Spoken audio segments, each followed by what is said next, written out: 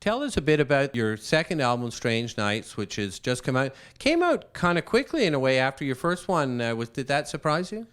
It didn't surprise me. I mean, maybe in terms of the traditional idea of how you're supposed to release records, it might be perceived as quick. But I mean, these days, everything's changed. Everything's upside down on the way it used to be. Everyone can record at home, which is certainly my case. And so, no, I mean, 2 years after the first one, to me, felt natural. I felt ready. I had the songs that I was happy with, and I didn't see the need to wait any longer. So I was ready to go. How would you say it's different? You've talked about how there's maybe kind of a different feel to Strange Nights. Right. How would you describe that?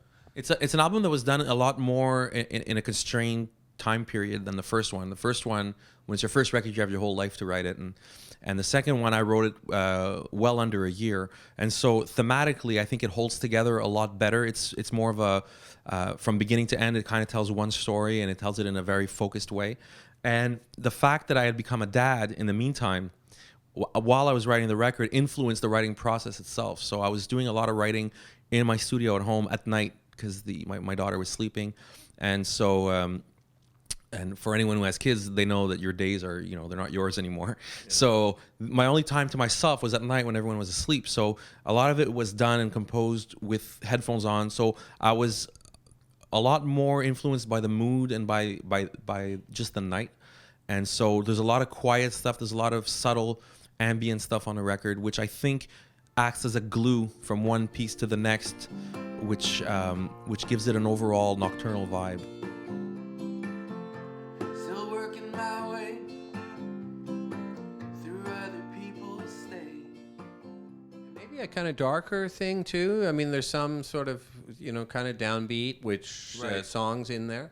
Yeah, I think it's a little bit heavier thematically, just in the sense that not in a negative way, but I think if there's one constant theme that keeps recurring in my songs on this record is the theme of change. And how do you go about dealing with change? It could be change in a relationship, or change in a lifestyle, or change in locale. And all those things are kind of dealt with on the record. And so I think in and of itself, that's kind of like a theme that it's a grounding effect, But I always try to leave a little bit of light in the message, because I think that's important, because I think that's essentially what life is. You've got your up and downs, and it's important to represent both of those. How would you describe, I mean, it's often hard for a musician to say that, the sound, because I was trying to tell people what it is, and then at the end it's just like it's rock. I mean, it's kind of old school in some ways, Right. Reminiscent of the great artists from 70s and 80s, but it's kind of hard to pigeonhole. Yeah, I mean, thank you. I mean, that's probably the best way to describe it. Is I think essentially they remain in the folk-ish tradition, in the sense that I rely on pretty traditional chord structures and progressions, but I tried to disguise that as much as I could with lyrically, but also sound-wise. And so I don't know, it's always hard for an artist to describe his own stuff, because I just see it as rock and roll, but a lot of people might have a different interpretation of how to interpret the sound, So, but I think hard to pin down is probably a good way to describe it. You'll take that as a compliment. Absolutely, yeah. Tell me also how you sort of approach your two jobs, because you play a lot as a musician yourself, most famously with Vincent Valliere as his guitarist. Right. Are those really two different sides of your musical persona?